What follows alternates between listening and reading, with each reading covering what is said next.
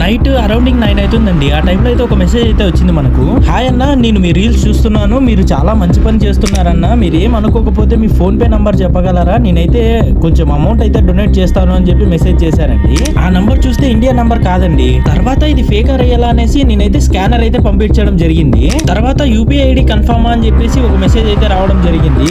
Okay అన్న తర్వాత నా అకౌంట్ కి అయితే 5,000 అయితే వచ్చాయి. తర్వాత ఒక మెసేజ్ అయితే వచ్చింది, please accept this amount in your donation box అనేసి ఒక మెసేజ్ అయితే రావడం జరిగింది. వెంటనే నాకు షాక్ అయ్యాను. తర్వాత అన్నకు వెంటనే కాల్ చేసి మాట్లాడడం జరిగింది. ఇక్కడ ట్విస్ట్ ఏంటంటే అన్నది గుంటకల్ అంట, సింగపూర్ లో ఉంటాడంట అన్న. మన రీల్స్ అయితే రెగ్యులర్ గా ఫాలో అవుతూ ఉంటాడంట.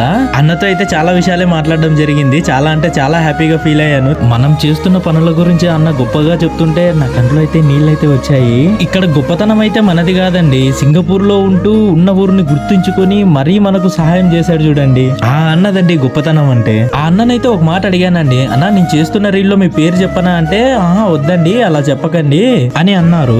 అన్న అయితే ఒక మాట అనడం జరిగింది, నేను ఇచ్చిన అమౌంట్ ఆపదలో ఉన్న వాళ్ళకు ఉపయోగపడితే చాలండి అనేసి అన్నాడు.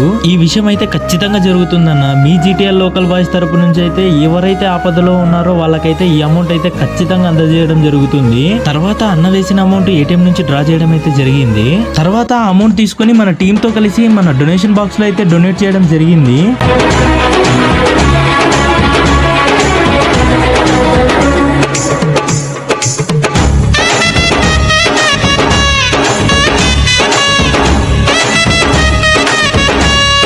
మీ అందరికీ తెలుసు మన డొనేషన్ బాక్స్ అయితే మన ఆఫీస్ దగ్గరే ఉన్న టీ హౌస్ లో ఏర్పాటు చేయడం జరిగింది అనేసి. మీరు అటు సైడ్ వెళ్ళినప్పుడు లేదా మీ దగ్గరికి వచ్చినప్పుడు మీరు తోచిన సాయం చేశారనుకోండి, ఆపదలో ఉన్న వాళ్ళని కాపాడిన వాళ్ళు అవుతారు. థ్యాంక్ యూ సో మచ్ అండి.